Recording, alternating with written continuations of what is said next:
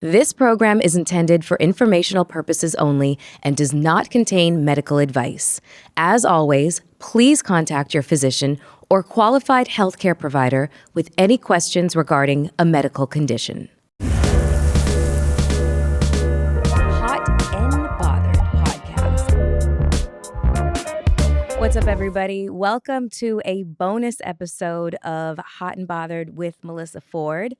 First, I want to thank you all. As my supporters and everybody on this journey with me, I cannot extend gratitude enough for you guys taking this leap of faith with me. This was definitely a passion project. This was a labor of love, heavy on the labor.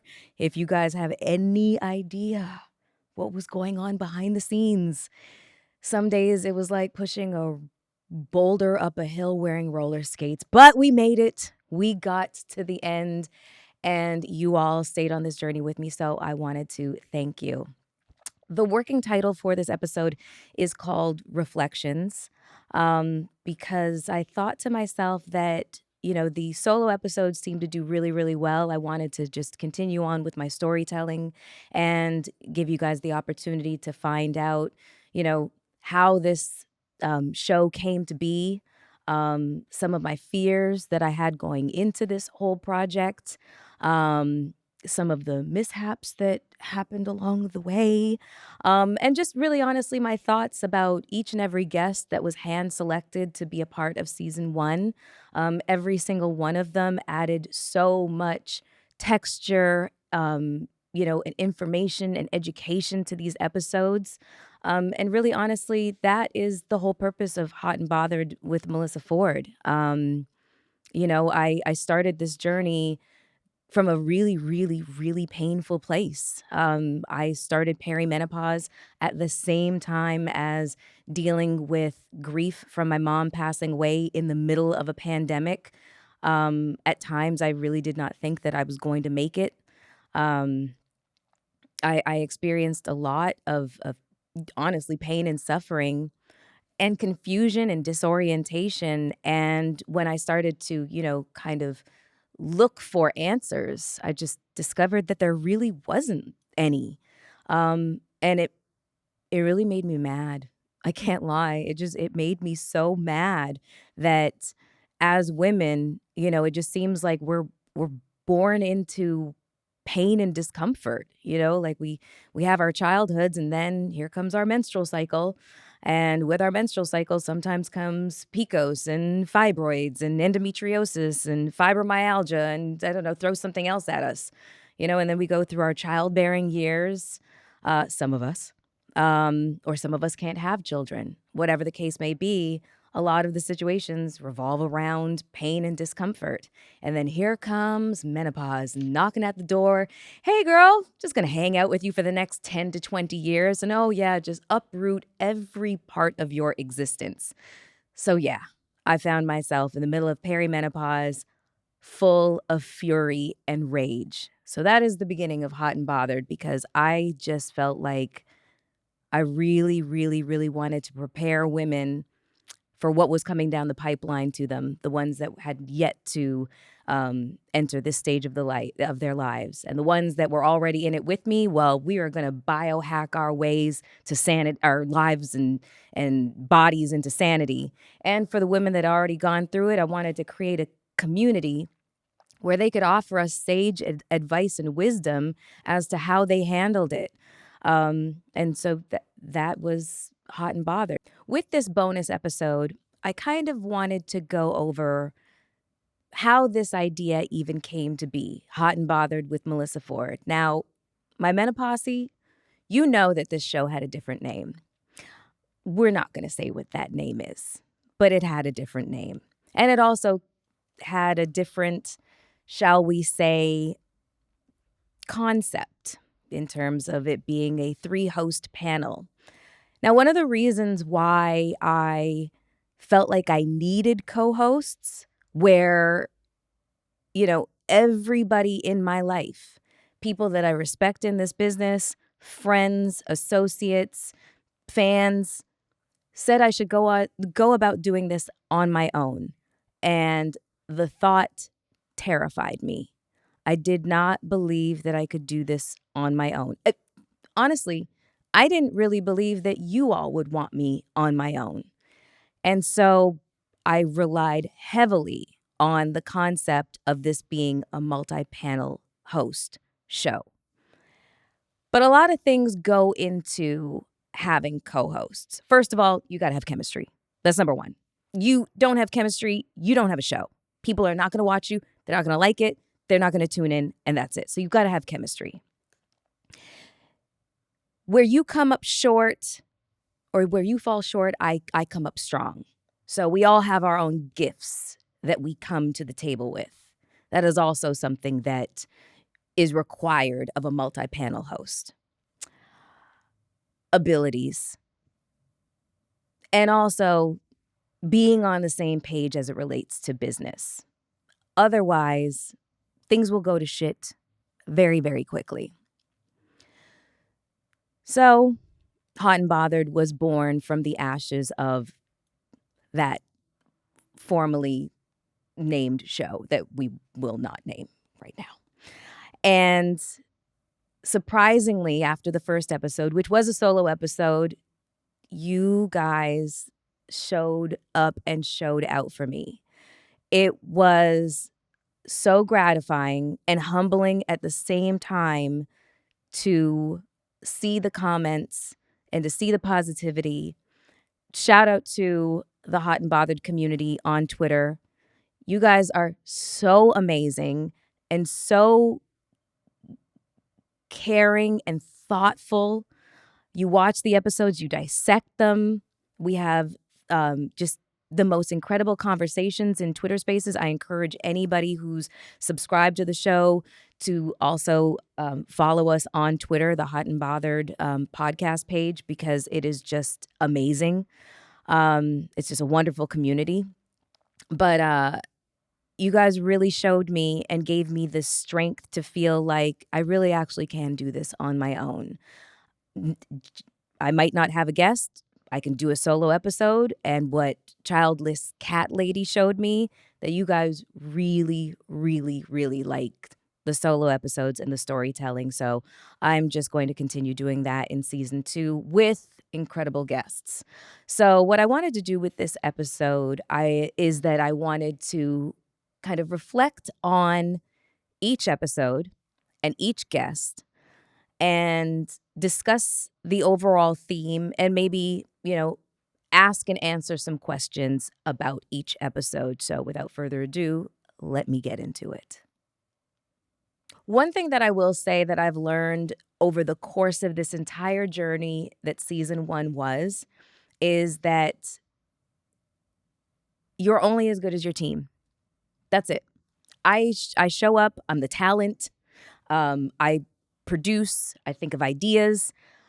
I don't really want to think about all the rigmarole and, all of the technical stuff that goes into it, because that's not my language. I don't speak that language. I don't want to speak that language because it will just get in my head and give me anxiety, and I get hives and it just sucks. So I say all that to say, again, that you're only as good as your team. And your team has got to believe in not just you, but the entire concept. They've got to believe in it. They got to breathe it. They got to think it. They have to enjoy doing this. And they also can't be incentivized strictly by pay. The people that have been with me since day one, I couldn't have done this without them. I couldn't have done this without Rachel DeSalvo, who is my right hand, my everything. I don't know what to call her. Creative director. She's all the things. She's all the things. I could not have done this without her. My producing partner, Aaron A. King, couldn't have done it without him. I couldn't have done it without him. We all have worn so many hats. That's the thing. So it's like that's why I don't know how to give them just one title, because everybody wore so many hats during this season. Sebastian, I could not have done the last few episodes without Sebastian's input. He is the one that came up with Childless cat lady. I'd been thinking that I wanted to do an episode somewhat like what we had flushed out, but he's the one that said, Mel, I did the research. This is what you have to do. This is what they're asking for. And I was terrified to reveal that much information about myself because I am a notoriously private person. But he held my hand to the promised land. And, well, the comments just, really tell the story as to how well received that episode was. The viral team, you guys have been so fantastic during this entire process. And Wolf Studios, I cannot thank you guys enough.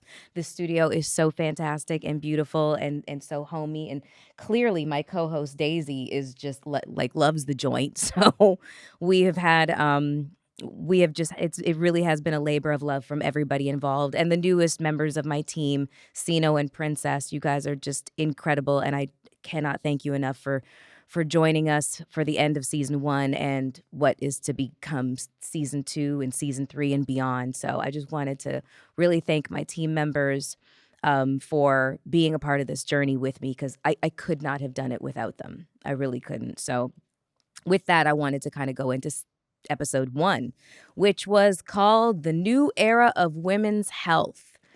Now, this episode was so that I could keep my categorization in the Apple Podcasts and Spotify and whatnot. We were in alternative health. We were in health and wellness. We were in all of these, fantastic categories. And with episode 1, all of you made sure that you tuned in and got us into the top 10. We were the number 8th biggest, most premiered show. And wow, that was just fantastic. I was so overjoyed, terrified, humbled, scared, full of gratitude, all the things. So here we are, episode 1, the inaugural episode. I want you to watch this clip because I know I look like I have it all together. But really, honestly, what was going on beneath the surface, the facade, was a Category 5 hurricane. Take a look. So like most women, when I started perimenopause, I had no idea what it was. I just had a slight inkling. And it came by way of my mom saying to me one day out of the clear blue sky, hey, just wanted you to know that I started menopause around the age of 42, so it's probably going to happen to you.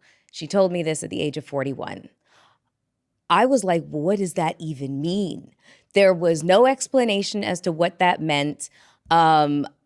She didn't describe any kind of symptoms that she had gone through. That was the extent of our conversation. And I started to gather, once I talked to other women, that was the extent of their conversations with their mothers or, their mother figures. And in no way, shape, or form was that any kind of preparation. Needless to say, perimenopause took me by surprise. And by surprise, I mean that I suddenly could not sleep throughout the night. My hair was falling out in clumps. My skin felt like the crypt keeper. My nails were brittle and kept breaking. I could not control my emotions. I felt rage all the time. What is another symptom that, let's talk about sex. Let's talk about my sex life. Did you know that as you get deeper into perimenopause, your vagina starts to atrophy? Okay, now watching that, you probably are thinking, oh, Melyssa looked really, put together and she sounded great and this, that, and the other. No, that is not the truth. I was almost sick to my stomach with anxiety. I had come from Jersey to Brooklyn. If you live in the tri-state area, you know that is not an easy journey. I was frazzled.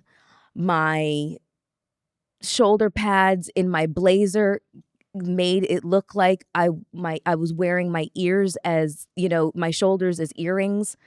I I was miserable actually doing episode 1 because I was so racked with anxiety that literally by the time I sat down, I was so depleted of energy that I didn't know what I wanted to talk about. Just blank, completely blank, and I had to be coached through the entire episode. So I feel like when I look back on it that you guys can see this, but apparently not. I guess my acting kicked in. So that was episode 1. So I wrote down a couple of questions. Or should I say, let me not lie. Sebastian wrote these questions, okay? Sebastian wrote these questions, and he's so amazing. He asks me, do you feel like you've reached your goal speaking to women in their 40s this season? Well, I encourage you guys to answer that question for me.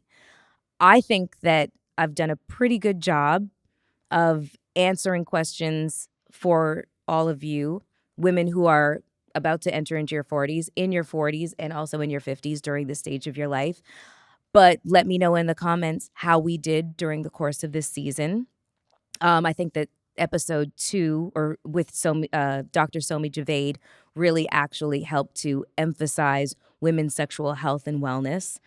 So I would definitely love to hear from you guys in the comments as to, did we do a good job as to making you guys more aware of this, season in your lives?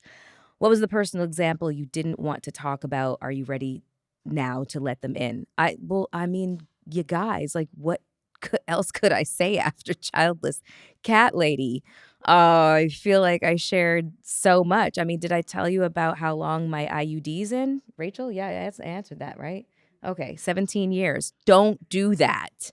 Okay, I just kind of let the sucker just stay in there until it grew cobwebs. And eventually my gynecologist was like, all right, Melyssa, the jig is up. We got to take this out. And so it worked until. So I was like, what's the point? So what else haven't I told you guys? 2.5 failed engagements, IUD, sex fantasies. If I can think of anything else I haven't told you, then I'll let you know. But I feel like I've been extraordinarily, grossly transparent with y'all.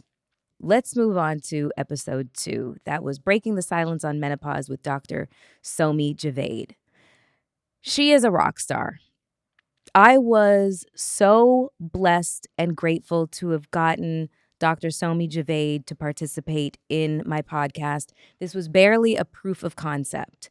And so when it comes to the first season of a podcast, most people want to see how it goes. They want to see what guests come to sit down with you. They don't want to be the first ones to do it because they don't know how big the audience is and if they consider this, to be a waste of their time. It takes a lot of effort to convince people to be a guest on your podcast the first season. It is really difficult. I don't care who you are. It is extraordinarily challenging. So to have gotten Dr. Somi Javaid, who is so highly recognized and revered in her field of gynecology and obstetrics, the fact that she is opening all of these medical centers that are going to train medical professionals to help clients and patients during the phase of menopause, and just how warm and generous she was just with her spirit and her information and education. I was just so floored by just her presence that I really felt like that was the greatest way to have kicked off this podcast, and also to reinforce the messaging and the mission of this podcast, which is to be informative, educational, and also entertaining when it comes to us learning about things that we just have not been taught about, which is our sexual health and wellness. And so I think that this clip with Dr. Somi Javaid perfectly encapsulates the entire episode. So if you haven't seen it, I encourage you to watch the entire thing. Watch this. Maybe you can speak to how you handled, because I know that you're out of patient care now and you're really just in the field of education, but talk to me about when it came to handling patients, and over the course of years, what you learned and applied to your, professional kind of acumen in dealing with patients. So the healthcare system was failing not only female patients, but also providers. And so the healthcare system is broken, rendering delays in care, needless suffering, and providers, particularly female providers, despite having better outcomes with patients, they're leaving medicine, they're being chased out. And so I needed to find a solution that was both patient and provider centric. What does that mean, being chased out as a provider? So women are leaving medicine because there is a huge gender pay gap. There's lack of mission-driven work, and that's very important to female providers. And there is an inability to have work-life balance. They tend to have more demands at home, and they can't climb the medical corporate ladder and get into those decision-making rooms because they're penalized for taking time off if they want to have babies. I have been healthy my entire life. Literally, I want to say the first real situation in which, or health issue that I had in which I was hospitalized was when I had a car accident at the age of 41, 42. It was in 2018. But prior to that, I really had absolutely no interaction with doctors other than yearly physicals, yearly dental visits, yearly PAPs and physicals, et cetera, et cetera. So I was healthy my entire life. And then perimenopause came. I was not prepared for perimenopause, so I did not realize that everything that was happening to me, the lack of concentration, the brain fog, the anxiety, depression, the night sweats, the inability to regulate my own temperature and just waking up 6 and 7 times a night, suicidal ideations, hair loss, nail brittleness, crypt keeper-like skin. I did not tie all of that into, this is the transitional phase. It's beginning right now. And boy, did it kick my ass. It was swift and it was harsh. And at that time, my PCP, she was younger than me. And so she really couldn't offer me any kind of solace or even education as to what I was experiencing. It was a very disorienting time, and it's very, very scary as well. And what I realized is that while going through perimenopause and then discovering how dismissed and ignored women are by and large by the medical community after our childbearing years, boy, have I been in a constant state of rage. 31% of OBGYN residents are trained in menopause, despite the fact that women will spend 40% of their lifetime in menopause. Mm-hmm. Last year, we lost $1.8 billion with a B dollars in work-related losses due to undiagnosed, untreated menopausal symptoms. And hell, we are in the prime of our lives when we are in perimenopause, menopause, and we are being forced to miss out on work, or we're leaving work because we're not getting diagnosed, and we're not teaching doctors how to recognize the symptoms, diagnose and treat, and offer patients evidence-based solutions. How much time was spent focused on menopausal training? So I trained for 12 years in women's health. But the average OBGYN, how much training are they given? Oh, no. So I had 12 years total, but less than a month was dedicated to menopause. I've heard it's literally like 20 hours at best, a weekend. And some get absolutely nothing. Yeah. And so, historically, if you think about it, women were looked at as vehicles for male pleasure. Under his eye. Ooh, I got in trouble for referring to that once on an interview. I'll do it for you. Yes, no, I love it. I love making trouble. And vessels for birthing babies. And so we have really done a disservice to women after their childbearing years. I I like the fact that you said that during these years is the prime of a woman's life. And I think that there is, kind of a misnomer as to what that actually means. Most people think prime means prime sexuality, prime for childbearing, but I don't think that people really truly understand what the prime of somebody's life actually means. What do you think that it means? And I'll piggyback off of that. For me, it's listening to women over 2 decades, and the women who are in perimenopause and menopause, and we've got their symptoms under control. They're not worrying about getting pregnant anymore once they're menopausal, okay? Not perimenopausal. Basically, that means shoot the club up. Yeah. They're not climbing. They're at where they want to be with their career, and now they have the chance to be creative at where they're at. Kids are now out of the house, and so they can have sex when they want to have it. Financially, maybe they've reached their goals and they're not chasing and they're not as worried. And so they're in the prime and they have this ability to really contribute from all of the lessons that they've learned. So prime equals freedom.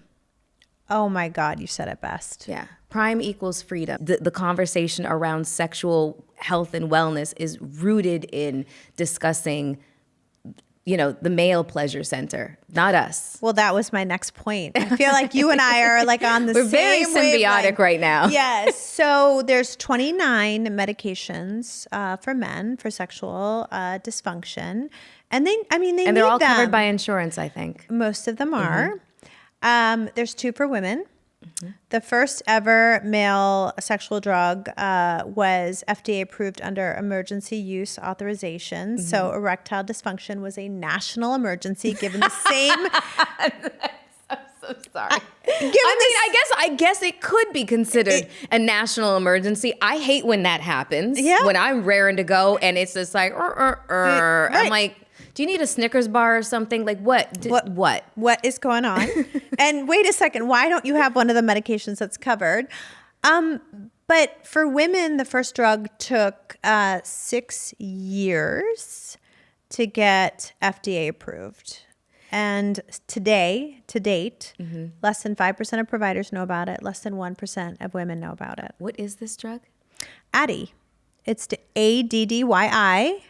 It stands for Add Your Interest. It works on neurotransmitters in the brain, and it is FDA approved to treat low desire. Really? I've never heard of it. It's called the pink pill. Oh, your hormones, your estrogen, progesterone, and your testosterone. They're kind of coasting along. And then it's almost like, this is your captain. We have begun our descent into Heathrow Airport, et cetera, et cetera. So you just start to feel like, oh, okay, we're feeling a little bit of the decline. It's going down, it's going down, it's going down. It's very gradual, and you shouldn't notice it. I didn't notice it at 35, 36, 37, 38, 39, 40, 41, 42. 42 was the moment in which I felt like the hormones that were coasting, just fell off a building.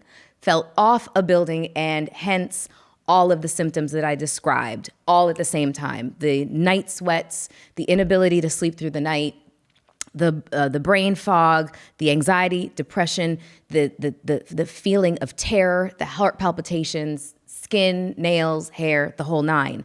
And so that was the point in which I had a gynecologist who listened to me, the compassionate, wonderful human being that he was. And he started talking to me about hormone replacement therapy. And my first instinct was, isn't that cancer causing? Because like you said, that misinformation was so campaign was so pervasive. It is stuck in our brains. And so before we talk about Her MD, I really want people to understand, the women that are watching this, the women where this is on the horizon for them, or they're knee deep in perimenopause and they haven't been talked to, or they haven't considered HRT, hormone replacement therapy, how necessary it is. For me, it's why I'm stable right now. It's because I started early, in the first signs. So it's not only necessary. Most women are candidates for it. There are two major buckets. There's systemic, meaning full-blown, it's absorbed into your bloodstream, and then localized, meant to treat genitourinary syndrome of menopause, right? Like sexual pain, vaginal dryness, frequent urinary tract infections. All of these changes happen because of what you alluded to, the decline in estrogen, progesterone. And yes, women need testosterone, just as men do. We just need it in a much smaller dose. And so we know that it's good for our bone, it's good for our brain, it's good for our heart. And if we can get hormone therapy within the first 10 years of menopause, which is the complete cessation of bleeding, or if you've had a partial hysterectomy, getting blood testing to confirm, then we know that it is preventative and also treats those head-to-toe symptoms of menopause that you so elegantly just described. Okay, so we're back.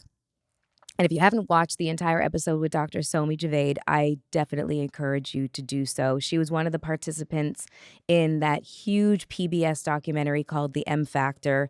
It was the most comprehensive documentary on menopause to date. So I encourage you to watch that as well. But some of the questions that I have written here is, how did it feel getting an IUD implanted? It felt like somebody was stabbing me from the inside. That's what it felt like. And what's so interesting is that doctors have never, ever attempted to try to relieve the pain that women experience getting an IUD implanted because they didn't believe that we had nerve endings in our cervix. Well, I'm here to tell you, yes, the fuck we do. And it feels like we're being stabbed from the inside, like scooped out when this thing is being implanted in us. So I went through that pain, and that's another reason why I kept that sucker in for 17 years, because I was not going to get rid of it. It took so much agony for me to put that sucker in. I was keeping it until it stopped working. And so that's my thoughts on that. So moving on to episode 3. In episode 3, finding Dr. Femi was really just me reaching out to my contacts, the very few that I had within the medical community. And when I say that I couldn't have asked for a better guest, Dr. Femi was so generous with his time, with his story. He talked about the fact that he failed, medical school at least 2 times and got accepted on his 3rd. I thought that this was a story of resilience that needed to be told, because when you look at people like doctors and lawyers and that sort of thing, that you think that they breezed through school and residency and interning and whatever else. And he just kind of humanized the experience for us. And I thought that that was really incredible and really, really generous of his story to share with all of us. We're definitely not thinking about the mental health of our doctor when we come in, to talk about our medical issues, especially, our issues that are related to our reproductive, organs and whatnot, because oftentimes these are embarrassing, kinds of conversations, very personal conversation that. Can I just interrupt just to say one thing about, for any patient that feels that they're in that, encounter where they feel that way, speak up. Self-advocate. Speak up. Mm-hmm. Say, listen, I'm a little uncomfortable. I'm uncomfortable. I feel like I want to be warm. Like, this gown doesn't fit me. You know what I'm saying? Like I'm in a compromised position. Like, say something so that maybe that person is like, they're doing their work, but they're not giving the personality, And so I think that maybe that might have changed the perspective. Yeah, that would be a really interesting exchange. I'd never thought about doing something like that. Like, hey, just this right now, it's not This working sucks. for me. Yeah. Not working for me. You know, Right. like my feet are in stirrups, my knees are by my elbows. You know what I'm saying? Could you get a touch of warmth? Yeah. I feel crazy right now. So, I mean, but like, I think about you and I go, you know, just from our conversation, you don't seem like somebody. I'm not a shrinking violet. That's what I'm saying. Definitely So I'm like, not. But think about you in that encounter, and you're going, I'm not. That wasn't me. That don't seem like you. That's a good point. And so, Melly Mel, why didn't you speak up? Why? Because I left thinking about it, and I thought long and hard about it. And honestly, the conclusion that I came to was,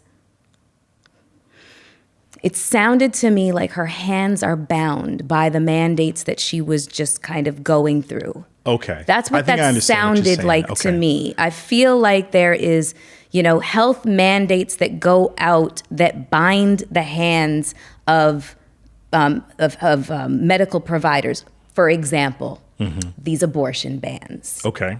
That is a perfect example of a physician's hands being bound.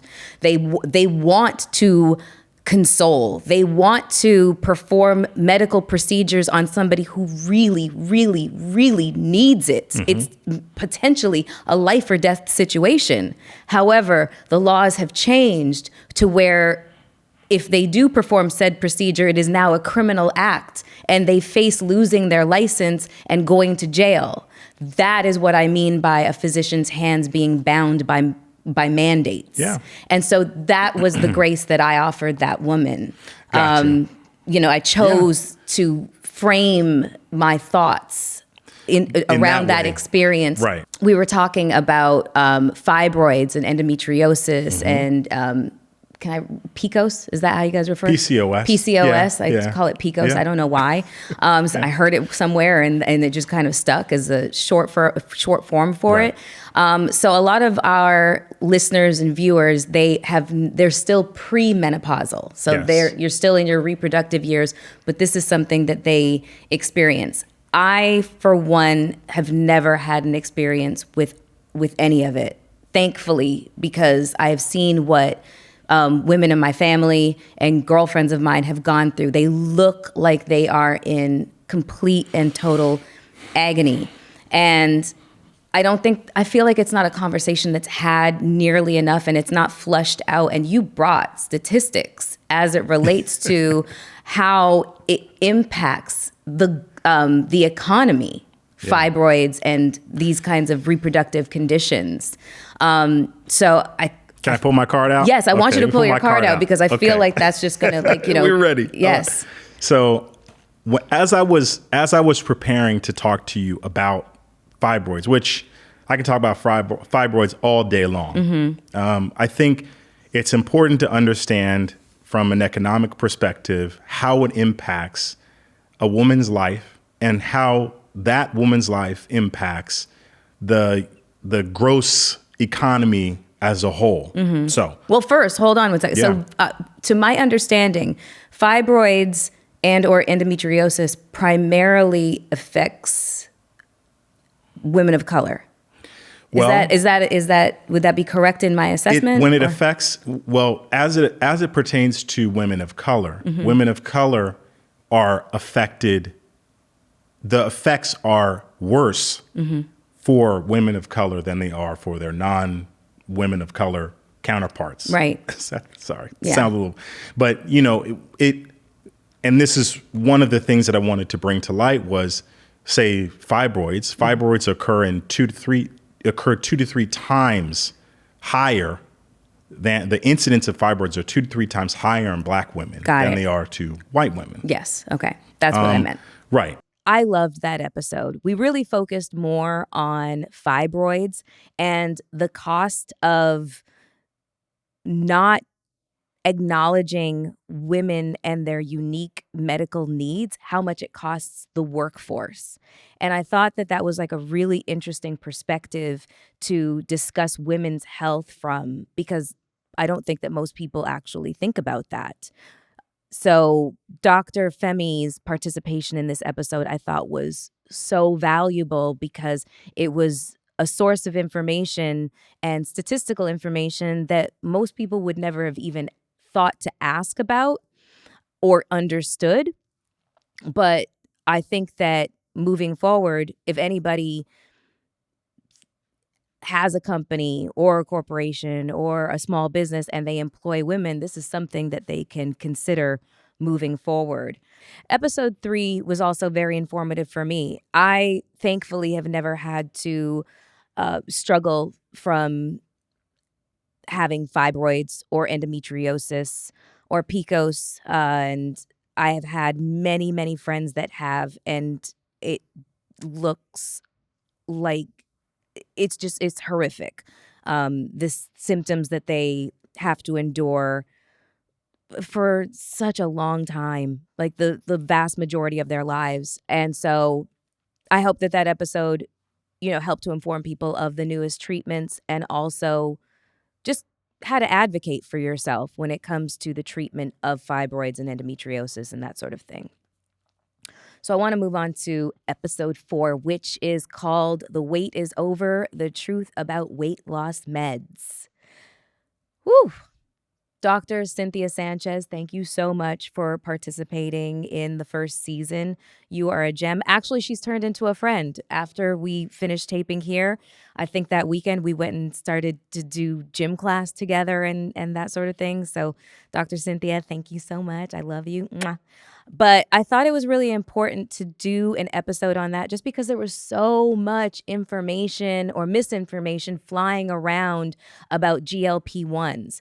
You cannot turn on your TV without seeing a commercial about GLP-1s being used as a weight loss drug. It has gone from this dirty little secret to now it's just everywhere, kind of like the conversation surrounding menopause. Now everybody wants to be a part of the gold rush. So I thought that it was important for a medical doctor who actually prescribes GLP-1s to patients to come on and talk about the risks, but also the benefits of doing this. And I also thought that it was important to talk about this particular topic just because obesity kind of runs rampant within the African American community. It is a comorbidity that comes with a lot of other health issues. And for once, we have something that can help to treat the main symptom, which is obesity, and give people back their lives and give them a better quality of life without being stigmatized for using these particular drugs. I laid myself down on the line to let people know that I had used them because I was curious. I was dealing with perimenopausal weight. As a lot of you know, it becomes extraordinarily stubborn. You have to do twice as much work for half the results. That's just the reality of what happens when you enter this stage of your life. And I was experiencing weight gain in areas that I just could not get off. And so I started to experience other issues, joint pain, just from carrying around more weight than I was used to. And so I was curious to see how I would function on this drug. And some of the things that I saw was, yes, the weight came off, but also it helped to limit cravings that were hard to control. One of those was alcohol. One of those was sweet, salty snacks, snacking at night, overeating. GLP-1 helped me control these things. So when it came to my usage of GLP-1s, I found for me that the rewards outweighed the risks because the risks were very, very minimal in terms of side effects. So this clip with Dr. Cynthia Sanchez, I feel like perfectly encapsulates the overarching theme of this episode. I just had this idea of like a chemist in a dark back room, kind of like, like the mad organ player and stuff like that, just throwing this in the cauldron and this in the cauldron and this in the cauldron. How does somebody know that they are getting, getting something that is, I don't even know how to verbalize it, but basically making sure that this is not being made by some mad scientist, that it is a board certified pharmacist that knows what they're doing, and it's a reputable pharmacy. Like, how do you tell one from the other? So these medications have to be prescribed by a doctor. Okay. So they have to be overseen by the physician, and you have the right to ask the physician, where is this what's the pharmacy, what's the name? And you can that's something that's easily Googled, and you can look up the pharmacy and see what their board certification and if they're part of the board of pharmacies. Is there anything else that we need to know about compounding, though?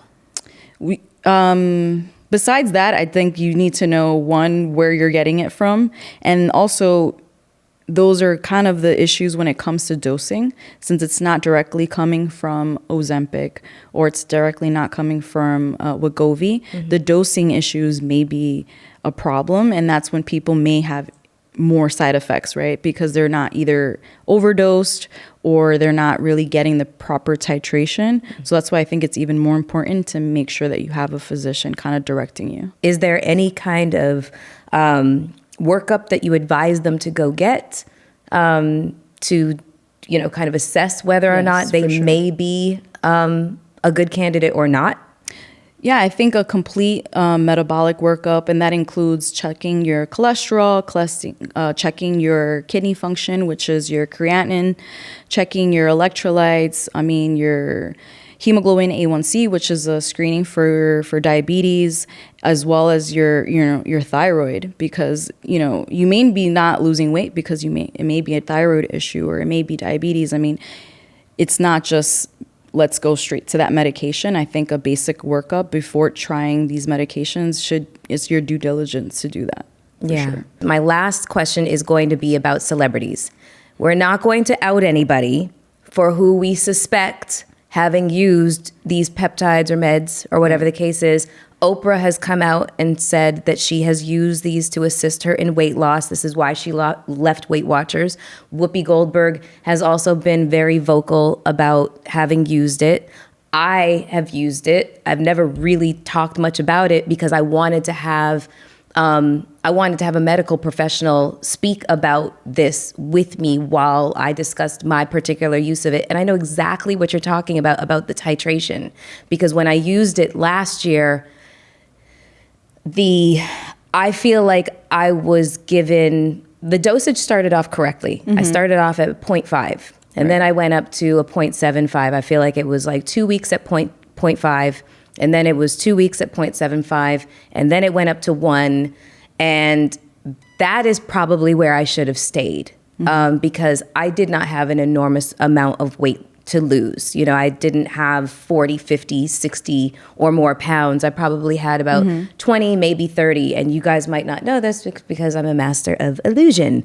And so first of all, I was bowled over by how quickly I lost weight. Ooh, I looked so cute.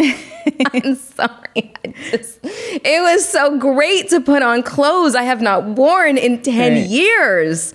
But I did, as the titration went up, I did suffer those side effects of nausea, extreme nausea. I had to be very careful about how quickly I ate because that might just, signal trigger. Just like a pray into the porcelain god kind of moment, I also started to feel looser, as in my muscle tone was starting to decrease. And I was like, ooh, this is a problem. I don't really like this portion of, the main event and whatnot. So, what are your thoughts on celebrities keeping it quiet and keeping their cards close to the vest? Because we just had a conversation, over there about offside about who we suspect having used it, and we're probably right on, but they've chosen not to reveal this, and I feel like there's a kind of stigmatization that's setting in around these meds as a weight loss aid and a good weight loss aid, a real, actual, alternative method to just, diet and exercise when you're older and your metabolism has slowed down and everything that you're doing is just not working. I myself I feel like it's a really good alternative. So what's your thoughts on celebrities kind of keeping this information close to the vest and the stigmatization that's happening? Right. I don't think it should be stigmatized. But I also do understand that it's maybe their personal medical reasons. But when it comes to weight loss, I think maybe they feel like they did a cheat code or something like that. But I think even on these medications, you do need to have a lifestyle modification. Okay, we like to do something fun here. It's called rapid fire. We don't do it with every guest, but I mean, I'm special. Yeah, you're special. So we're going to do a little bit of a rapid fire, okay? It's just going to be cheesy fun, okay? Sounds good. All right, first question. Light or dark? Dark. Okay, coffee or tea? Coffee. Daytime or nighttime? Nighttime. Me too. Summer or winter? Summer. The beach or the mountains? That's a hard one. Beach in the mountains, like Malibu? Right? I know. I was like, can I combine the two? Taking a hike or Netflix and chilling, and it's a date? Ooh, I'm going to do Netflix and chill. Yeah, that's always the way. Especially if it's a date. Mm-hmm. Cats or dogs? Dogs. I know. 100%. Is she beside you or is she under the couch? Oh, she left. Emergency room or private practice? Emergency room. Cookies or cakes? Cookies. Baking shows or serial killer docs? That's tough because I love serial killer docs, but I'm going to go with baking shows for like my mental. Okay. Bachata or merengue? Ooh, bachata. I said that like such a Canuck. Merengue. Merengue. If you are interested in finding out more about GLP-1s, I would definitely encourage you to talk to your medical health professional to find out if you yourself are a good candidate for GLP-1s. The last thing that I want you guys to do is to say, well, Melyssa told me to go use this stuff. I am not telling you to do that. I am telling you what worked for me after conferring with my medical health professionals as to whether or not this would be something that I could benefit from. So if you are curious, have a conversation with your medical health professional and find out if you are a good candidate, if you do, in fact, want to try this. Okay, so let me get into the questions that I have written for episode 4. How did it feel confessing using GLP-1s? I'll be honest, I was really intimidated to reveal that about myself because there was so much stigmatism already beginning with people using GLP-1s. And I felt like, this particular topic, actually, majority of the topics that we've covered over season 1, I wanted to normalize the conversation to reduce the stigmatization of it and make people a lot more educated on the subject and informed on the subject and understand the reasons why somebody might want to use this. It's not a get rich quick scheme, a get skinny quick scheme, because if you don't adhere to your doctor's plan for you using this drug, it will backfire on you. You will gain the weight back as soon as you stop using it. If you do not use this in addition to a healthy dietary plan as well as an exercise plan, then there's no point in you using this. And so that is what I had, my rollout with my doctor. This was our complete and total plan in addition to using the GLP-1s. So I feel like I helped to, reduce the stigmatization. You guys can let me know in the comments if you felt more informed after watching that episode, and if it helped to destigmatize it. You can let me know in the comments. Episode 5 was called Hot and Critical: Passion, Pressure, and Survival with Nicole Winn. I love this episode because obviously I had the opportunity to sit with one of my closest girlfriends.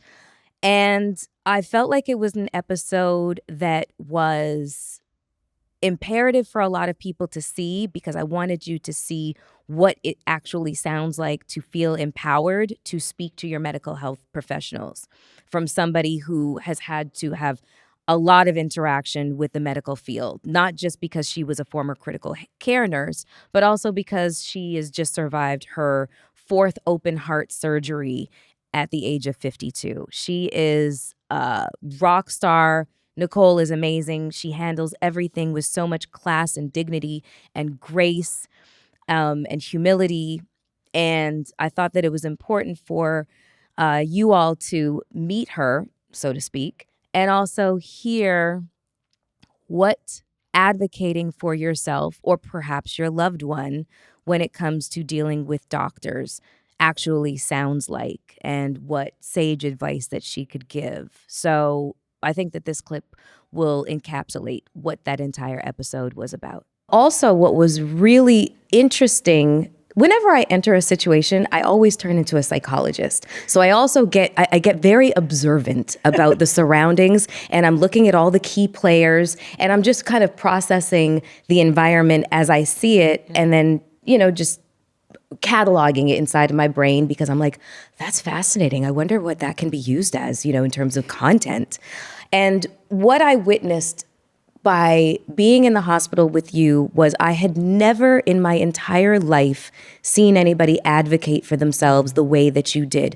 When I say that this woman with tubes coming out of her chest, all over her face and body, weakened because, your chest had been cracked open and your heart had been manipulated. Yeah. She said to these doctors, give me my chart right now. Let me see what you're talking about, because I'm going to tell you what I will and will not sign off on.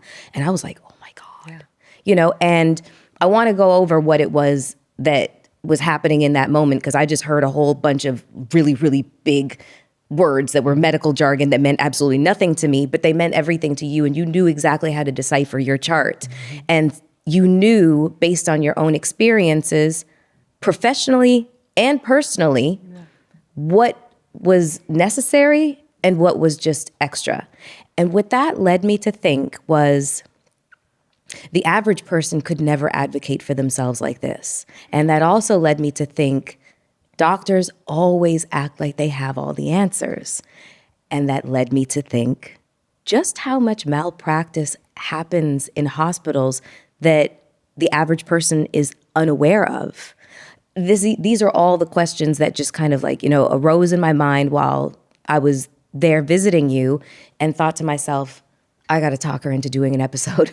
I have to talk her into an episode, because I feel like you are a wealth of information for the average person when it comes to knowing and seeing what happens behind the scenes as a critical care nurse in your past. Right. But in addition to that, advice that you can give the average person for self-advocacy. Every patient isn't the same, because that's what medicine is. It's this puzzle that you're always trying to put back together. And it's always something that's not so cut and dry. So sometimes when we think mistakes are made, it's because it appears that way in a non-medical sense on the outside. But when you get the full picture, it's because nothing wasn't as clear cut. When I talk about my most recent surgery, I'll give you an example of that. But if I had to get back to what would I say? I would say use the patient advocate, talk to your friends or resources that you have that are in that profession. Have them help you make a list of questions. And then when you get those answers, go back to that person. Don't just take it and do nothing with it. Go back and run it by the people that you know can kind of help you along the way. I know because I'm in the profession, right? The third thing is, don't be afraid to ask for a second opinion. Mm-hmm. If you're going to get any major procedure, I would say you deserve it to yourself to get a second opinion. And doctors are used to it. I just had a conversation with a doctor the other day, and he said, absolutely. When you are reading tests, this is why second opinions are good. Remember, because they're human. It could be one tiny little thing that's missed on the human eye that somebody else may pick up. That's why you're getting the second opinion. It's not to say that this doctor doesn't know what they're doing or you don't trust them. It's because you want another set of eyes to maybe by chance pick up something. Think about some of the breast cancer survivors. or that said they just said it was the first one didn't came out negative, and then when they got a repeat, it showed up. Maybe it got bigger, but maybe it didn't. Maybe it was just another set of eyes because it was hidden behind something else, and they caught it. You know what I mean? So I would say always get a second opinion, and don't be afraid to ask for it. Actually, when you're talking to a doctor, don't be afraid of anything. It's your life. It's your body.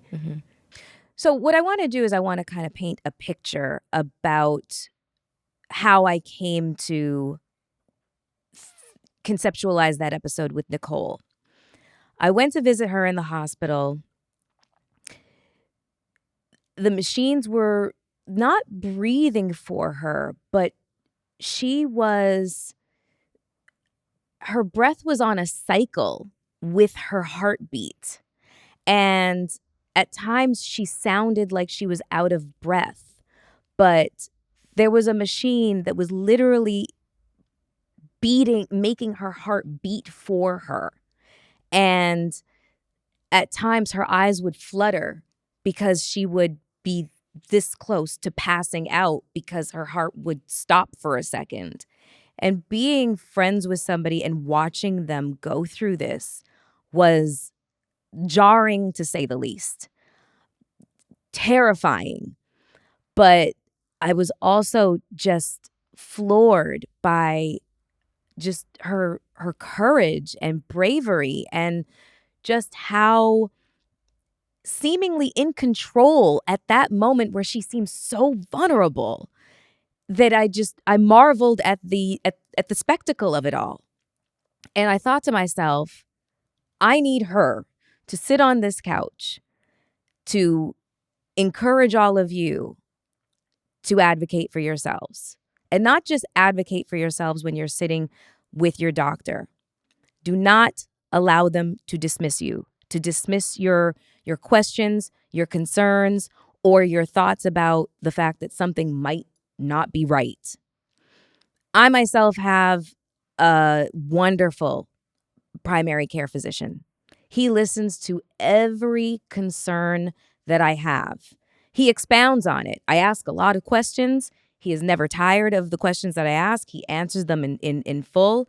And as a matter of fact, I feel like I might have said this on an episode where I went and got something that's called a CT calcium score screening, because we were concerned about my cholesterol level. It had become elevated as of late, and you could chalk that up to a symptom of perimenopause, because a lot of women are discovering that their cholesterol level is going up as they enter this phase of their lives. But just as a precaution, he sent me to go for this scan. I don't think that another doctor would have done that. I think that had I had another doctor, he just would have been like, oh, it's no big deal, and just left it at that. But my doctor said, let's go for this CT scan, CT calcium score scan, I should say. So I went for it, and he got the results, and he said, I need to talk to you immediately. Uh-oh. What? And he said, I was actually quite surprised at the results. Now, what the CT calcium score does is it tests to see how much plaque has begun to calcify in the arteries of your heart. A high cholesterol level does not necessarily mean that you have plaque buildup in your arteries of your heart. The two don't necessarily correlate. So you could have high cholesterol and have absolutely no plaque buildup. You could have like a lower level of cholesterol and have a lot of plaque buildup in your arteries because you have a history of heart disease in your family, which apparently I do. I don't have parents anymore that I can ask these questions. So basically, my health to a certain extent is a crapshoot. I need to have a primary care physician who's going to listen to me and also be proactive about things that we can do, because of the fact that I don't have anybody that I can ask these questions to anymore. And so when he told me that the results said that I had a moderate level of calcified plaque in my arteries, he told me that I needed to go on cholesterol medication right away. I was devastated. I was devastated. I felt like me, who goes to the gym 5 to 6 days a week, has worked out her entire life, who eats, got the 80-20 rule. 20 times I eat what I want. 80% of the time I'm eating all my leafy vegetables. I'm eating the Mediterranean diet. I suddenly felt like my choice had been ripped from my hands, that I was way more fragile than I had believed myself to be. And suddenly I felt extremely vulnerable. And so I cried all day when he told me that I had to be put on this medication. Statins is what they're called. But, I had to just kind of like process it and move forward. But I say all this to say, in closing, if you don't have a primary care physician who will listen to you, go find another one. It is important that your primary care physician and any medical professional that you interact with listens to your concerns and answers all of your questions and is proactive on your behalf. I cannot stress that enough. And that is what I hoped that the episode with Nicole Winn would encourage all of you to do. Episode 6 was entitled Surviving the Music Video Industry with Natacha Ellie. Female friendships can be complicated. They can be complicated, but they can be rewarding. This is your community. This is who you've got when your husband passes away, because usually they pass away before we do. And you got your circle of girlfriends. Or if you are like me and a lot of my girlfriends who have never been married, this is your community. This is who is going to be on the other end of the life alert. So your girlfriends are just a necessary living, breathing component of your life that you cannot live without. And so there's going to be times where you've got to weather storms, whether it be together or maybe you take a break from one another, but you eventually get right back. And Natacha is that girl for me. If you want to know the order of things, this is a little secret, kind of behind the scenes, kind of little tidbit of information. That was the first episode that we shot. So you can see that a lot of episodes were out of order. We just kind of placed them in the order in which you saw. But the Natacha Ellie episode was shot in Atlanta when I went to go and do the Poor Minds podcast with Lex and Drea. But I'm also feeling a little shame. Why do I like this stuff? Why am I driven by, why is my desire to read about the macabre and just the most deviant behavior of human beings? Why do I fucking like this at 9? Yeah. I'm a weirdo. I'm not gonna lie. I'm at the beginning because I'm like, 9 years old is kind of crazy. Right. It's kind of early. But we were literally just talking about this last week, I think on one of our Patreon episodes, how I read something somewhere where it said people who like true crime, they're crazy. Yeah. Okay, that's you a little thrown off in the head. Shout out to Lex and Drea. They are so incredible. I love those two girls. But I was staying at the Thompson Hotel, who everybody from there, they were so kind and gracious. They gave me the study to use all day and to do this episode with Natacha. And Natacha and I had been talking about doing this episode for about 3 to 4 months. And she was like, girl, what are you going to ask me? And I was like, I promise you, it's just going to unfold naturally, because this is what our friendship is like. And I became a different person after she died. As you know, when your mother passes away, some fucking light. It's before and after. Clicks on, right? Yeah. And it's a lot of anger that I released. Mm-hmm. And it was time for the next stage in my life. And the next stage for me was marriage and kids. I wanted to be a mother, but I wanted to be a better mother than she was to me. So that was my goal. So my dating life, I dated with intention. And before that, you were never really thinking about intention. Yes. Right. Yeah. What? Okay, yeah. Cool. It lasts. Cool. We're having fun. Cool. You have another chick? Cool. Mm-hmm. You know what I mean? We were playing. I was playing. Yeah. But when I turned 29, she passed away, went through therapy, and I decided, okay, it's time to have a real relationship. It's time to take my life to the next stage, right? So I dated with intention. And every guy that I dated, if I didn't hear what I wanted to hear, there wouldn't be a second date. I'd rather be home on my couch, eating ramen noodles, watching Forensic Files, than be in your face and knowing that it's not going anywhere, you know? And then I met my husband. Mm-hmm. I remember when you finally decided to let us meet him, the close circle. I know. Yeah, we were at it was on South Beach. We were at Nobu. Do you remember? Yes. And it was the group of us, and you walked right by him. And I'm watching this white man kind of looking at us. I was like, "Is that him? Is your What was smoking? Not yet. Not yet. We were walking into the place. But he was everything that you manifested. You know, he was the sun rises and sets on the crack of your ass, according to Drew. Yes. He adores you. He is extraordinarily funny. He is upwardly mobile, gainfully employed. I know he's a very successful entrepreneur. I can't even say gainfully employed. He was a very successful entrepreneur. And it was so fascinating and wonderful to see my friend giddy and girly and pink and vulnerable. And I was like, oh, wow. He brought that out of me. Dating for a while, right? You know how hard I was. Yes, I do. Because for you to get to Natasha's heart, you got to go through an electrical fence. Yes.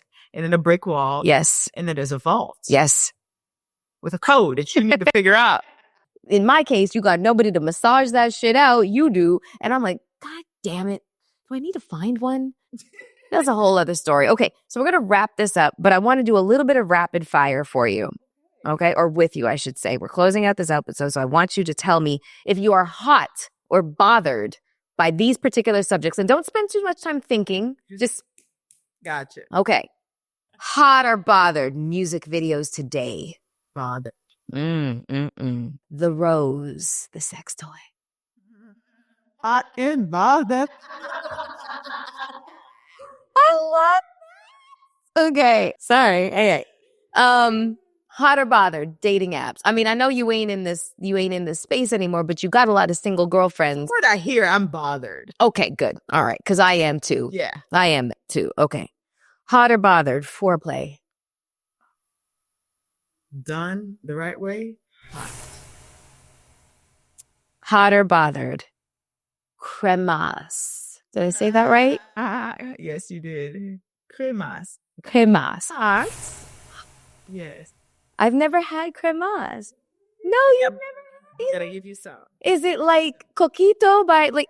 Oh, but a thicker version and a stronger version because we do it with Haitian. Coquito he gets me lit. Well, that shout out to my homies in the Bronx because lit during the Christmas season. We get you litty. Oh, okay. I'll get you some.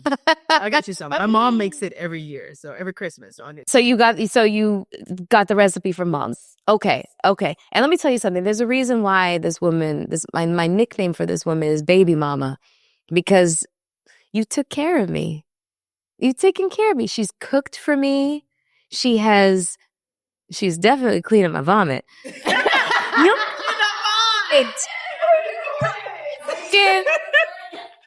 Oh, fun time. Popping up.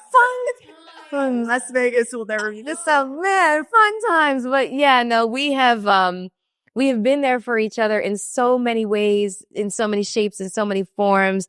My life would not feel complete if you had not been played such a significant role in it. I love you so much with my whole entire fucking heart. I love you. You are literally like a beat in my heart. I love you too. And I think that everything we went through was supposed to happen to bring us here as older women, wise women, And we're going to be in Cancun at like 70, still shaking our butts. That's right. That's right. And, you know, before we sign off completely, I want you to tell the younger demographic, give them some advice.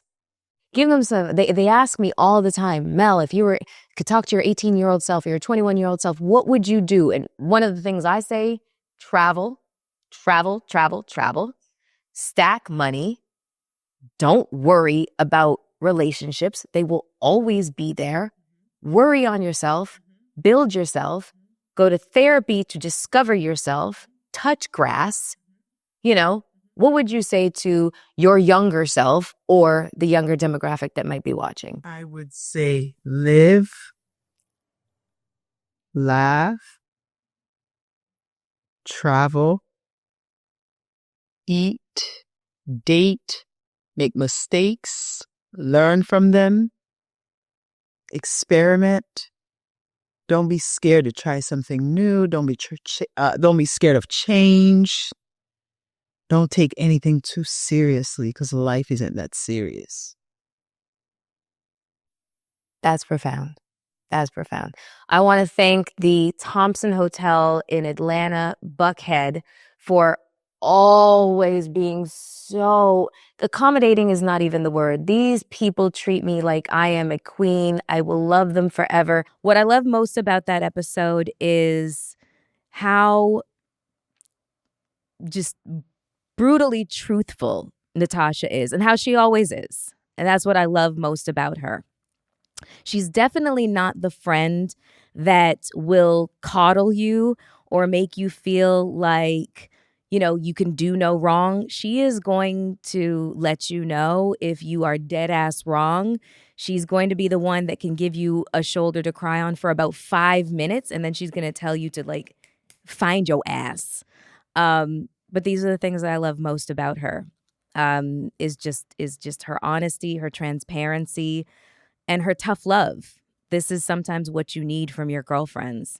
And so I feel like a lot of you responded really, really, really intensely to this episode because it reflected relationships and friendships that you may have, you know, in your lives. And maybe it encouraged you to reach out to somebody that you had kind of, your paths had diverted away from each other. And you decided to make a go of trying to repair that. And if that's what happened, then I am very happy for you. But this episode was extremely near and dear to my heart because that girl, we're going to grow old together. We definitely are. So some of the questions that I have here: healing a female friendship and being called heavy. That's what she called me. Our paths diverged a couple of times during the 20 years of our friendship. And one of the things that the sources of difficulty that we went through was when I was going through perimenopause and grief at the same time. I was not a walk in the park. I was extraordinarily difficult to be around. And I felt like my friends should have to deal with that because that's what friendship is. But not when they're going through their own stuff, which Natacha was. She was a wife and a mother of 2 children, stepmom to 3 other children. No, sorry, not children. They were pretty close to adults, but she was running an entire household. She had her own dreams. She had her own, you know, things that she was doing. She was becoming an actress. She was focusing on her craft. She had a lot going on in her own personal life that I did not understand. And I think that that's what she was trying to communicate to me when she said that dealing with me at that time was very, very heavy. And it hurt my feelings, but we managed to weather that storm. So what's the other question I've got here? What did that initially feel like and how did you make peace with that moment? It's just growth, maturity, therapy. All of these things help us get back to where we were, but just better. I think that when you go through difficulties with a friendship and still find your way back, it just strengthens the bond. So Natacha and I are just, we're sisters from another mister. Yeah. What kind of friend would you consider yourself? I just got asked offside, what kind of friend would I consider myself? Fucking awesome. Right, Daisy? She's not fucking with me. All right. Hey, girl. Hey. AW. Okay, sorry. I can't. She's just so cute. What kind of friend would I consider myself? I mean, I think that I'm an amazing friend. I think that that's how we all want to categorize ourselves. I think that I am considerate and thoughtful and compassionate and generous. I think that maybe at times I can be a little rough around the edges.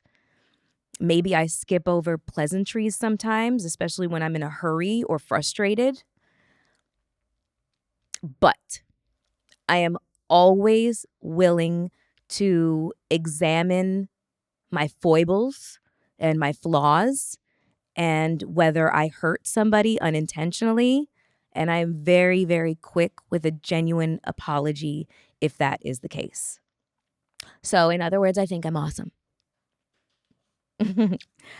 Okay, so let's move on to episode 7.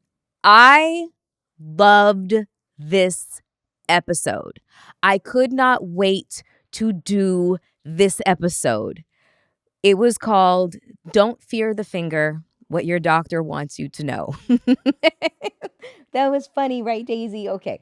Anyways, getting Dr. Folu was literally like finding a unicorn. He was a Black male oncologist who specializes in the treatment of colorectal and prostate cancer, and he lived in the tri-state area. Thank you, Jesus. Thank you, because I just could not believe that this person actually existed. And he existed, and not only that, he's media trained, thank God. And he was willing to come on the podcast, and he came on with Chris Williams, who was a survivor of 2 heart attacks and a cancer diagnosis, all before the age of 50. I had been wanting to do this episode because I acknowledge that I have a lot of male supporters. So I wanted Hot and Bothered to include information and education for my male audience. We're in this together. As we get older, we're going to have health concerns, and we're not necessarily going to know how to address them. And that is the purpose of this show. It is to inform you of what you do not know. It's to inform you of it's to inform you and arm you with information to go into your doctor's office with, to ask for certain things to take place. It's to inform you as to what screenings you need to have at the age in which you're supposed to have them in order for you to be better equipped to understand how to treat whatever might be, going wrong, or give you peace of mind that everything is A-okay and you got a clean bill of health. So this episode was very, very near and dear to my heart. I was extremely, grateful for Chris and Dr. Folu's participation. And you all know, if you watch the JBP, I keep going in there and asking these guys, have you scheduled your colonoscopy? Have you scheduled your prostate exam? And they are sick of me. But I'm not going to stop asking because I care. And that is how I show that I care. So one of the questions is, have the guys on the JBP decided to schedule their colonoscopies yet? They're not going to tell me. They are not going to tell me. They do not. They find it invasive that I even asked. But again, this is just how I show care. So what I want to do right now is I want to show you guys a clip that basically encapsulates the theme of this episode. So check this out. Just because this is what I believe that Heart, Body, and Soul Inc. does. Right. Its main mission is to raise awareness. When people say they're raising awareness, you're like, raising awareness for cancer. It's like, okay, well, we know it's here. We know it exists. Raising awareness. So this is what raising awareness actually is, raising awareness for understanding there are screenings that you need to take, you need to do for your health to basically just understand where you are, like what's the baseline you're at. So what are the ways in which you try to raise awareness and let men understand these are the screenings that you need to do at these particular ages in order for you to understand what your baseline of health is? So, great question, and thanks for that. A big part of what we do is making sure that we bring our hospital partners along. So the doctors are there so people can ask these questions, but we want to make sure they understand that regardless of what your income level is, regardless of whether you're uninsured, underinsured, or undocumented, there are services available for you to screen. And so a big part of the barriers for a lot of people that I interact with, especially Black men, is that, well, I don't have the money, I don't have insurance, or, my insurance, I'm not sure if it's going to cover it or something like that. And then, of course, I deal in communities where there are people who are immigrants who don't know that they have the option to even go in. So we really want to get that information out there so people know that regardless of what their status is, they can get these screenings. So you can get a colonoscopy. You can go and get a PSA blood test, which is prostate-specific antigen to screen for prostate cancer. A lot of people. Wait, hold on one second here. Yeah. So the finger up the bum is not. Okay, so that's so. Okay, so that. So I was about to say that is the only thing that I can hang my hat on. So here's the thing. So they call it a DRE, or digital rectal exam, right? So and this. I know you can speak to this as well. But the whole thing is with that is it's not an absolute necessity anymore. It is helpful to do. Do you see my face right now? Yeah, it is. It is helpful, and there are doctors who still do it because doctors, especially the doctors who are more, experienced in understanding what to feel for and how to check for certain things, doing that is helpful. But you can get a blood test, which is a lot less invasive, and that can give you the results to determine whether or not you have prostate cancer or maybe at risk for prostate cancer. All right, you hear that, guys? So now, look, you can avoid the finger up the butt, okay? In 30 years, they have not improved the technology to, for our mammograms, but boy, did they figure it out for y'all. They figured it out for y'all. So this episode was also very important to me because my mom passed from colon cancer, and that puts me at increased risk. So I went for my first colonoscopy back in 2022, and they found one polyp. But that polyp, if it had been left to sit without medical intervention, would have been cancerous within a year's time, which was terrifying for me to hear because at that time I was only 45 years old. And my mom was 68 when she was diagnosed with colon cancer. So I just felt like, is this happening too quickly to me? So I had definitely my fears and trepidation. And I think that that's another reason why I go so hard in the paint, why I keep stressing to the guys, please go get this done, because you might be surprised by what the doctor finds. And colon cancer is a cancer that is it has a high survival rate if you catch it in the first stages. Stage 1, stage 2, even stage 3, it is very, very treatable and has a high survival rate. But once it gets to stage 4, your chances and your options are extraordinarily limited. And that is what I'm trying to avoid. And that is why I stay on their asses. So again, this was definitely one of my favorite episodes and one of the episodes I knew that I was going to do from the beginning of the concept of this show. Okay. Okay, so episode 8, Melyssa's favorite things. What a fucking disaster. Right, Daisy? You remember that one. That's where you shit on the floor for everybody to see. Thank you for that. Hello. Excuse me. No? All right. You don't have anything to say about that? No problem. Okay. So anyways, We were at a completely different studio because we needed a new set. We needed a Christmas tree. We needed all the trimmings. We needed all that stuff. So I had a feeling that there was going to be technical difficulties, and boy, was there technical difficulties. The audio kept on. God, you guys know, you saw it. It was basically like this. Yeah, so there was no sound for the vast majority of it. The whole concept of that episode was to showcase items and products that I had fallen in love with over the course of the year, and also to have some fun, which you saw with the trampoline. So since we were having so many audio problems, Rachel, my right hand, can't live without, had the genius idea to go live on Instagram so that if you weren't able to hear me on the YouTube live, you could just go over to my Instagram live and you would be able to hear me, and the show must go on. Because that was really like the overarching theme of that particular day. What was I thinking? The show must go on. Oh, Daisy shit on the floor? The show must go on. Just whatever happened, the show must go on. There was no option for me to quit doing that episode just because there was so many things going wrong at the same time.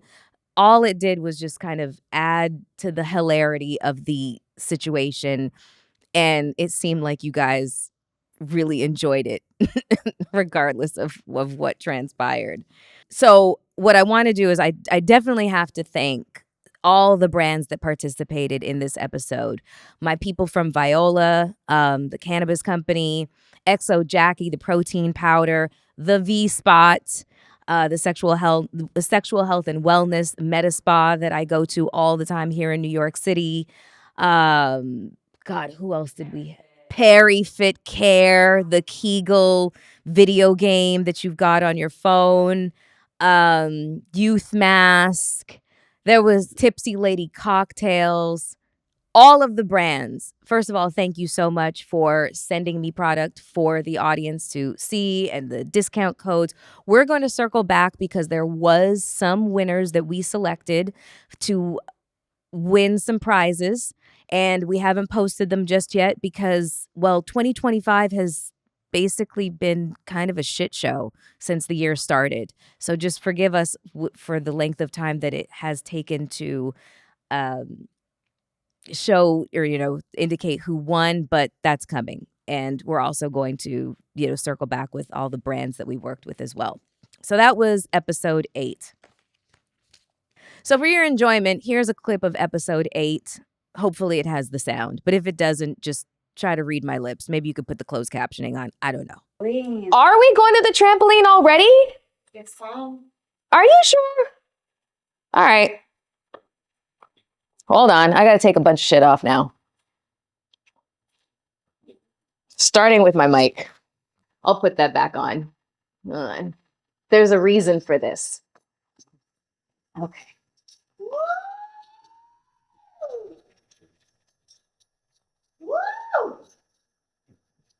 Okay. And why is this trampoline helpful? There we go. Roll it in, Mel. Oh, sorry, Elf. No. Melf. Just watch the poop. What's the proof? There we go. Okay. So why do I have a trampoline? Oh, we got to move this up a little bit. Hold on. Boy. There we go. Okay. Yeah. Get up. Okay. You got it. Yes. Okay. Why is the trampoline important?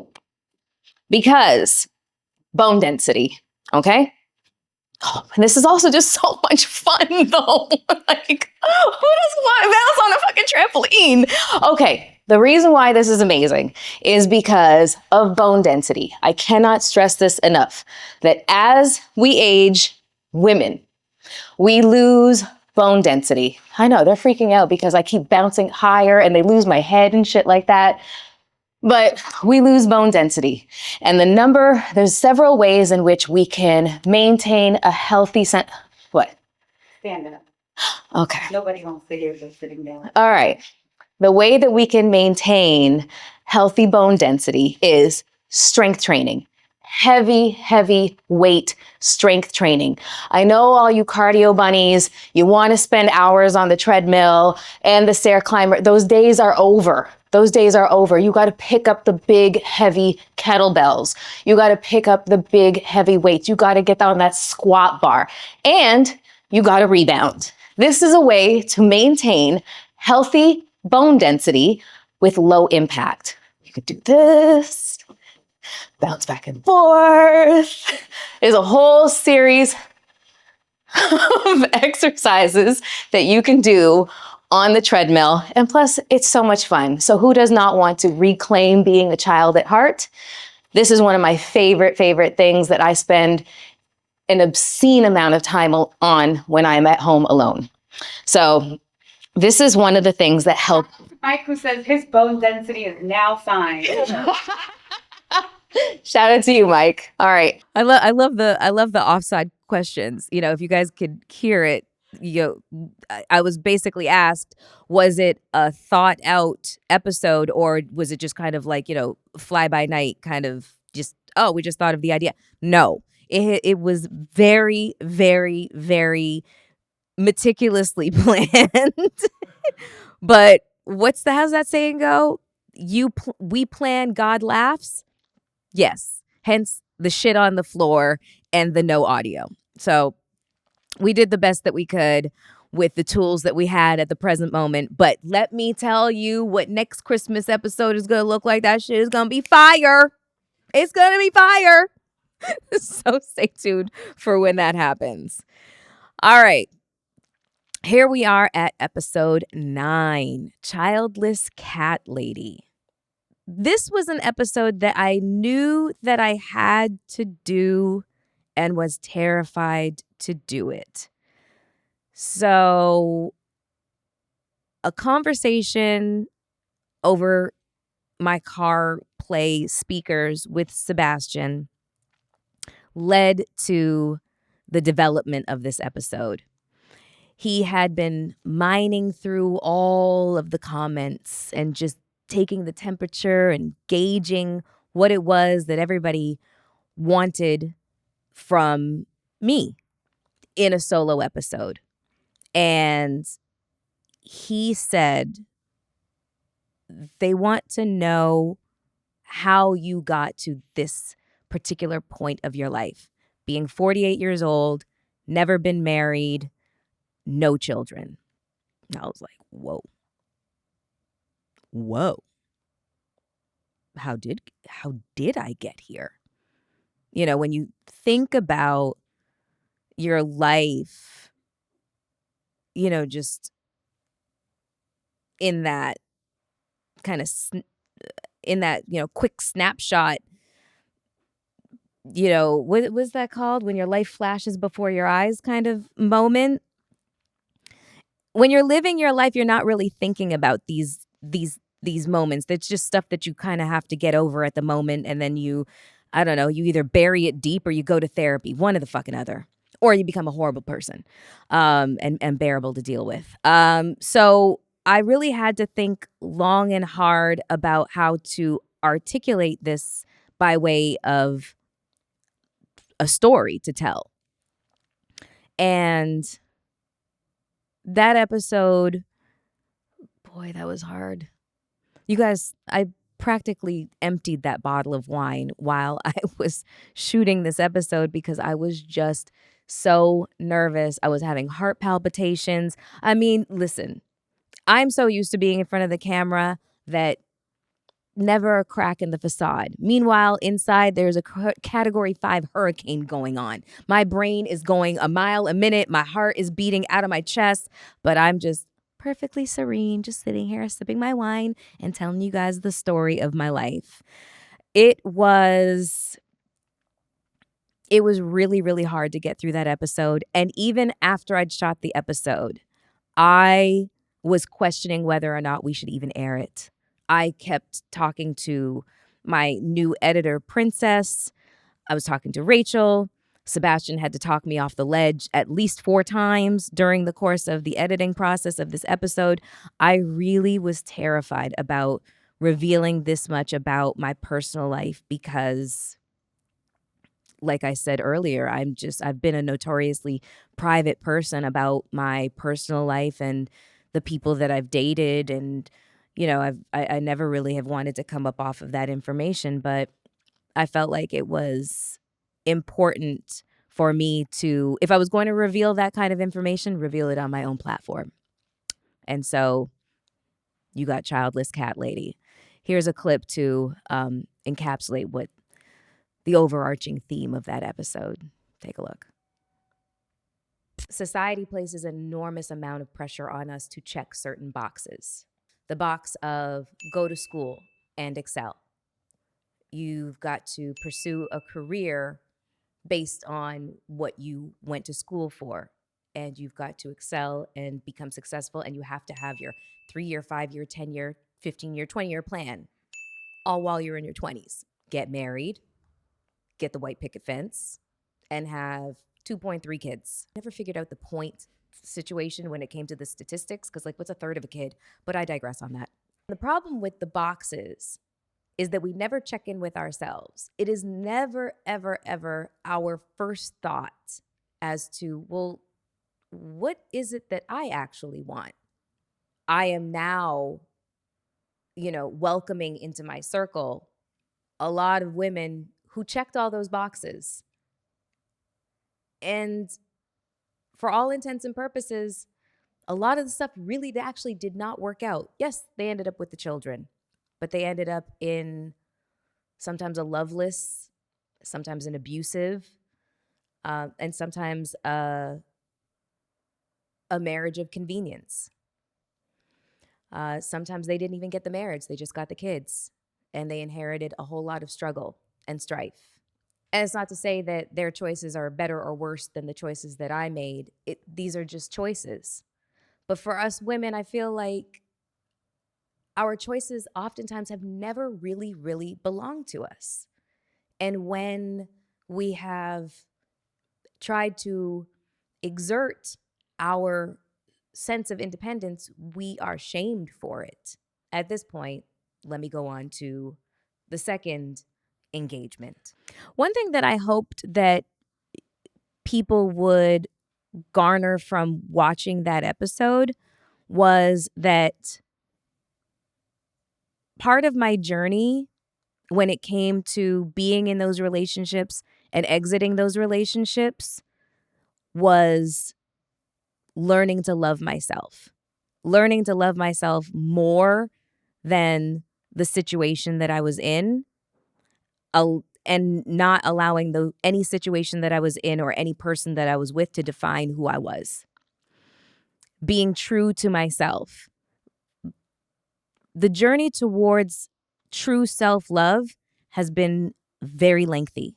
There has been many, many years, more than I would care to admit, where I did not love myself, where I didn't know how to. Really, honestly, the concept of truly loving myself, offering myself grace, admitting I can't do it all, and that's okay. Learning to accept vulnerability and reframing my mind to understand that vulnerability doesn't make me weak. It actually is my superpower. All of these things started to, culminate around the time of my mom's death. And the reason that happened is because the person that was left on this earth to love me unconditionally was leaving. And I realized at that moment when it was happening, Mel, if you do not learn to truly love yourself, you're not going to make it. You're just not going to make it. And it was so hard. Therapy helped. I had wonderful therapists. And I had very, very, very open, transparent, scary conversations with them where I admitted things to them that I didn't even want to admit to myself. And once I heard the words escape my mouth, sometimes I would gasp. but it led me to where I am now. A woman who really, truly not only loves herself, but really likes herself, flaws and all, and accepts, my flaws and my foibles and, just the ugly, messy parts about myself. She likes them. But she's also at a point in her life where she understands that one of the main ways that you can love yourself is also to create healthy boundaries. And that's something that I think that because I never really understood the concept of, that it made it difficult for me to understand what self-love actually meant. And I could not be or feel more gratitude for the fact that I have reached this stage of my life. Okay, so here we are at episode 10, our season 1 finale of Hot and Bothered with Melyssa Ford.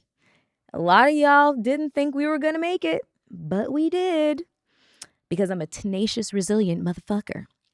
So when it came to the Jadakiss episode, I did not want to conduct the episode like I feel like everybody else has conducted an episode with him. Obviously, they ask him about his entire career, musical history, and that sort of thing. I really wanted to talk to Jadakiss about the man, the person behind the image, and, kind of get to the crux of what made him him and what inspires him and what, kind of encourages him to make the decisions that he's made and what growth and maturity has been like for him.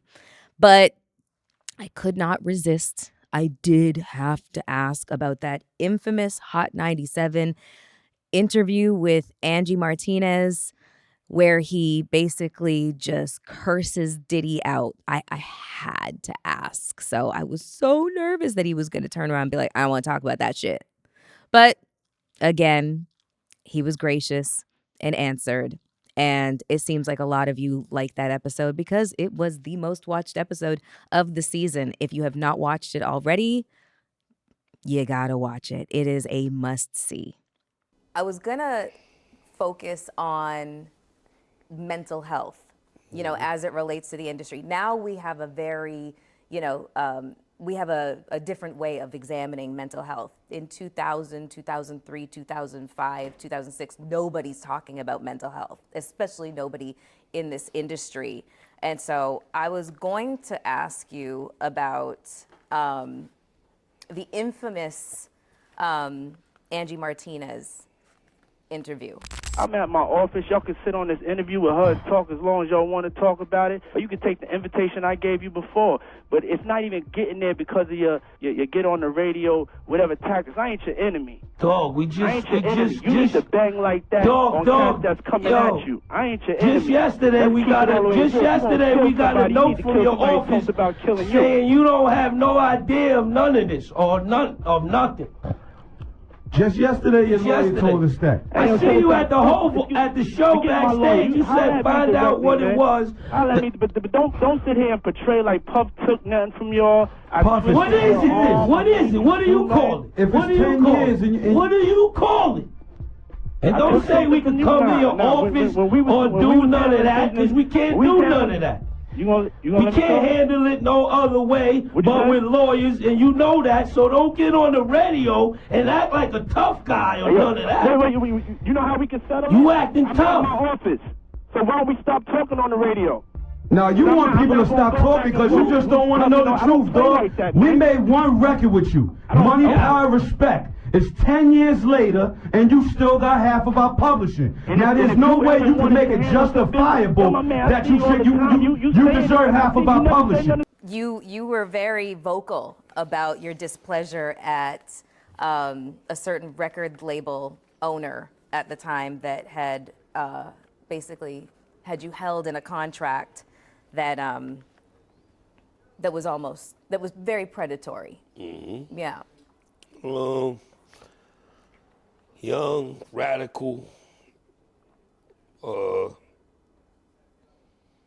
only having the streets, the power of the people behind us. That was the only thing the only way to grab attention at that time. You know what I mean? There was no, I couldn't go live. I couldn't tweet anything. Back then, the radio was only power. So that wraps up season 1 of Hot and Bothered with Melyssa Ford. This episode was my opportunity to reflect on everything that's happened during the course of the season with you guys, give you guys a little bit more background information on how the show came to be, some of the difficulties and thoughts that were going on behind the scenes. But all in all, it seems like the vast majority of you really enjoyed the season. And what I want to say to you is season 2 is going to be so fantastic. In the interim, I am going to be doing a bunch of content. So definitely keep the notification button on. Subscribe if you haven't already subscribed to the YouTube channel, because I am going to keep the kids fed. I promise you guys. But for now, thank you so much for joining me, and take care. Be sure to follow Hot and Bothered with Melyssa Ford on IG at Hot and Bothered Podcast.